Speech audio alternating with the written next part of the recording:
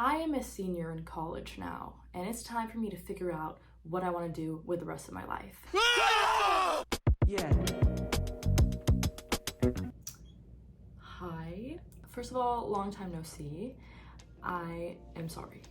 I really missed making YouTube videos. I have been making videos on different channels, but it's nice to be back on this one. I am extremely lucky because I have options and I have the opportunity and the means to figure out what I want to do with my career. And while I'm so grateful for that, there are so many factors that go into this decision that even the idea of making this decision has been making me actually go insane. The way I have been thinking about this recently that has helped me though is I'm present Anna and there's a future Anna and she's got it all figured out and all I have to do is just find her. So in this video, I'm going to be talking about how I think you can find your future self, maybe find them a little bit faster with certain things that you can do. Let's talk about my not so perfect journey to present Anna though, just to start us off. My journey starts on April 2nd, 2001 in Houston, Texas at 2:01 p.m. And that is when I came into this world. I was a kid, things were easy, things were simple. I was just doing what my parents wanted me to do and didn't really have that many responsibilities. Until May 2019, don't remember what day it was. I think it was May 25th.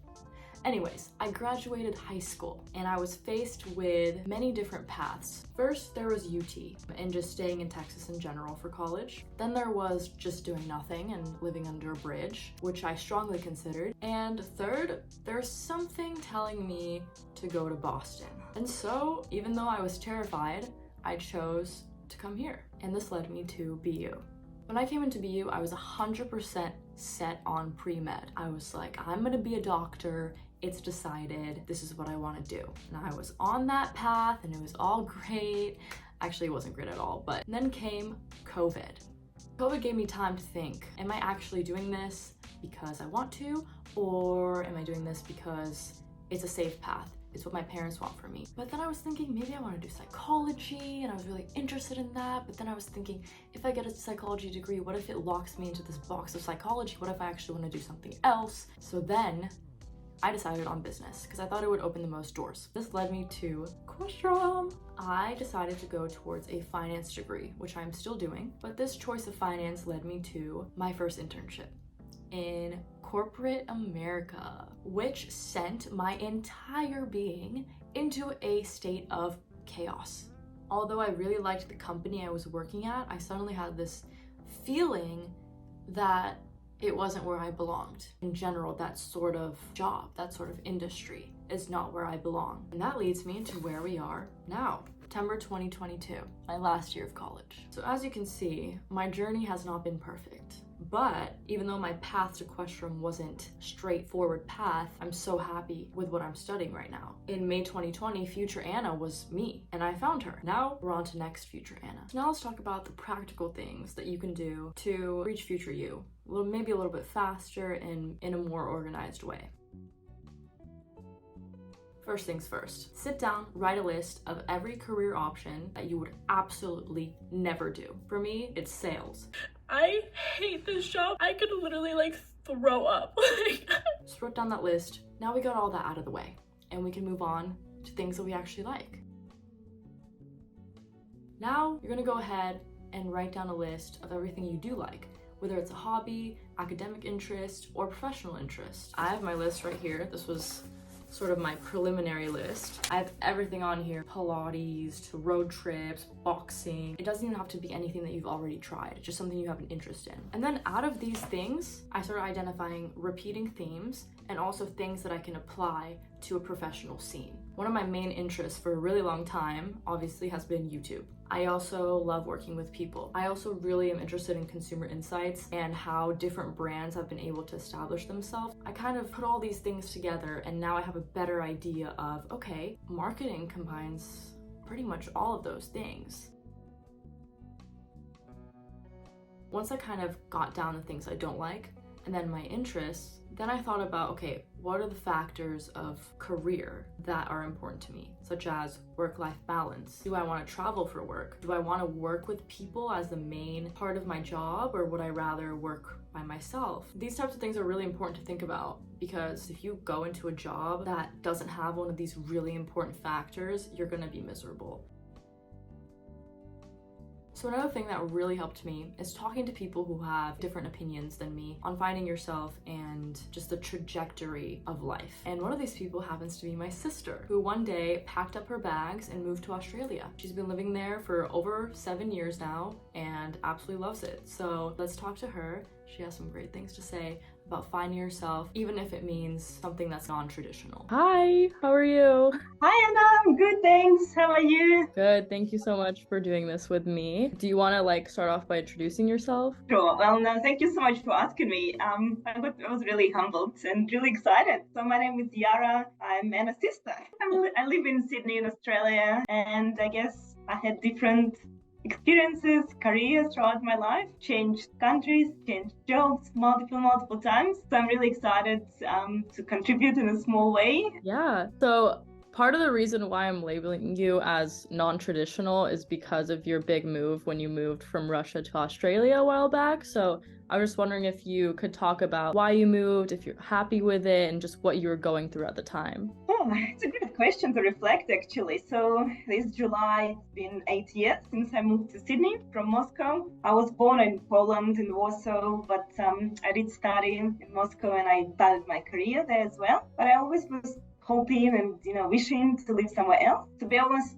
Australia was never on the list. I was planning to move to either London or maybe to the US to be closer to my family. But then by really amazing accident, I got a scholarship to study at UNSW. So I moved here back in 2014 and never looked back, really. In Russia, I always had, and it's very personal, feeling, and other people might not feel this way, but I always felt like my life was so predictable and so sort of staged. You finish uni, you get your first job, you get married, you have kids, you buy Dutch, it's a country house in Russia, and then then you retire, you die. Of course, it's not the way it is, but that's how I felt. So for me, one of the biggest reasons for the move was to really explore different options and different opportunities. I was also, I always tell people I'm a weather immigrant. I really hate winter. Two things I hated wearing in Moscow is beanie and stockings. And I'm proud to say I haven't worn them for 8 years. Amazing.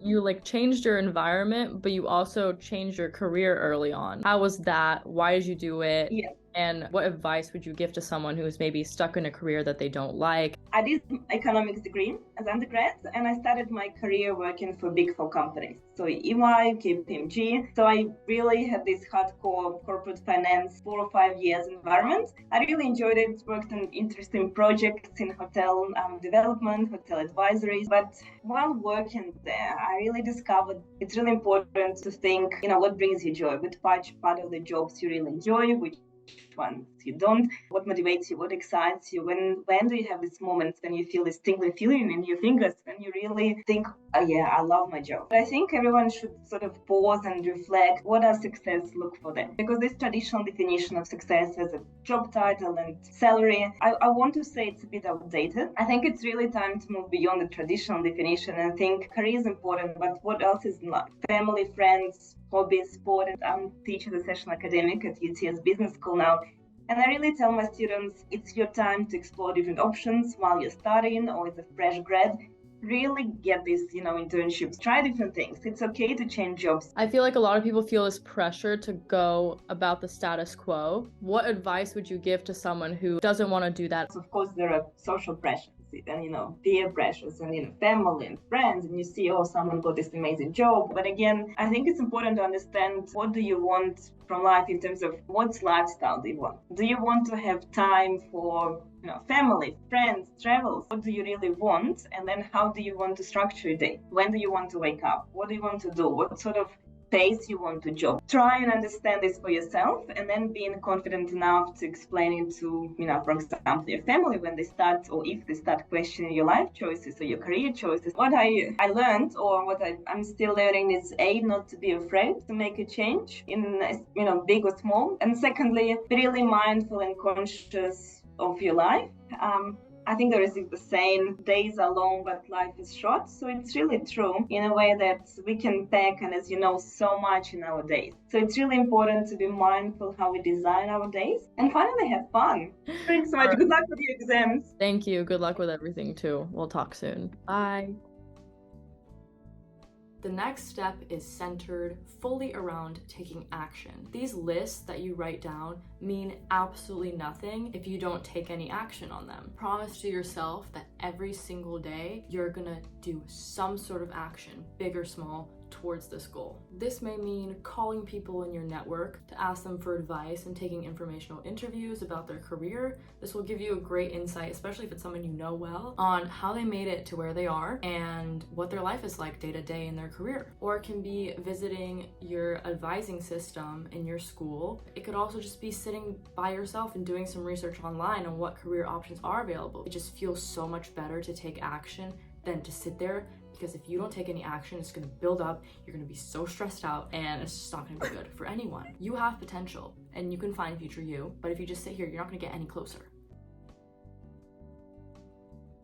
Final step of this is just trust the process. Just trust that as long as you're taking action, and as long as you're really focused on this goal, you're gonna reach future you. They're there, they're waiting for you, they're cheering you on. To conclude this video, if you feel lost and you feel like you're running towards something that you can't even see and you have no idea what you're doing, we're all in this together. We're all on this weird journey of finding our future selves, and we're all gonna do it. As always, feel free to message me on my Instagram with any questions about college or internships, how to navigate all of this. I'm always open to having these conversations because I would really want someone to do that for me. I'll see you in my next video, and I'm so glad to be back, and I really miss this channel, and thank you to everyone who has supported me along the way. Bye.